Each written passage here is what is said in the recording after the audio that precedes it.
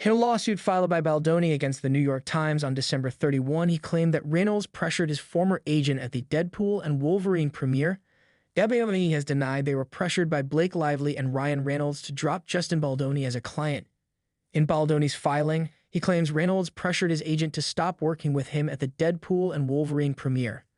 As of December 21, WME dropped Baldoni as a client.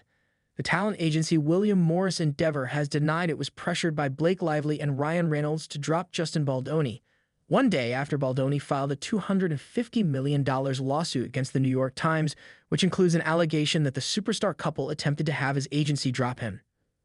In the lawsuit filed on Tuesday, Dec. 31, in Los Angeles Superior Court and obtained by People, Baldoni, 40, claims that Reynolds, 48, demanded that his WME agent drop him at the Deadpool and Wolverine premiere. The wielding of power and influence became undeniable, the filing states. Baldoni and Wayfarer grew increasingly fearful of what Lively and Reynolds were capable of as their actions seemed aimed at destroying Baldoni's career and personal life. However, in a statement to The Hollywood Reporter, WME has denied Baldoni's claims about being pressured to drop him. In Baldoni's filing, there is a claim that Reynolds pressured Baldoni's agent at the Deadpool and Wolverine premiere. This is not true, the agency said on Wednesday, January 1 per TR. Baldoni's former representative was not the Deadpool and Wolverine premiere, nor was there any pressure from Reynolds or Lively at any time to drop Baldoni as a client. Reps from WME have not responded to People's request for comment. As of December 21, WME dropped Baldoni, according to multiple outlets including Deadline, which was first to report the news. The decision to drop the Jane the Virgin alum was made in part due to the complaint filed by His It Ends Thus co-star Lively, which accused Baldoni of sexual harassment, among other claims per Deadline. Lively, 37, is also a client of WME and continues to be represented by the agency. Baldoni's lawyer Brian Friedman has called the allegations false, outrageous, and intentionally salacious with an intent to publicly hurt.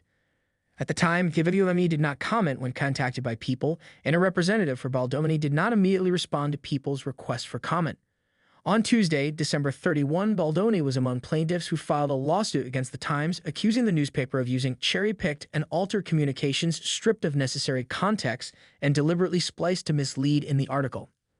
In this vicious smear campaign, fully orchestrated by Blake Lively and her team, the New York Times cowered to the wants and whims of two powerful, untouchable Hollywood elites, disregarding journalistic practices and ethics once befitting of the revered publication by using doctored and manipulated texts and intentionally omitting texts which dispute their chosen PR narrative, Baldoni's attorney, Brian Friedman, said in his statement to People.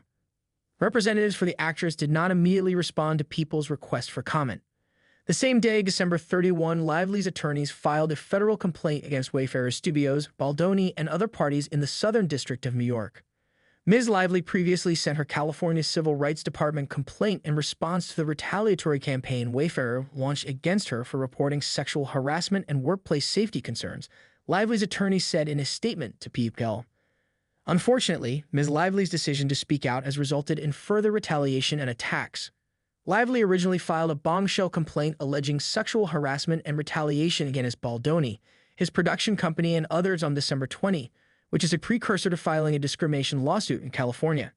The complaint, which includes text obtained through subpoena and was summarized in a report released on December 21 by the New York Times, claims that behind closed doors, Lively suffered from grief, fear, trauma, and extreme anxiety as a result of Baldoni's alleged behavior, including showing her explicit images and videos, asking her about her personal sex life, and attempting to add intimate scenes to the film that she had not originally agreed to. In the complaint, Lively also claims that Baldoni went out of his way to criticize her age and weight. The complaint also claims that Baldoni and producer Jamie Heath deliberately withheld from Lively that she had been exposed to COVID in an on-set outbreak that led to her and her then-infant getting the virus.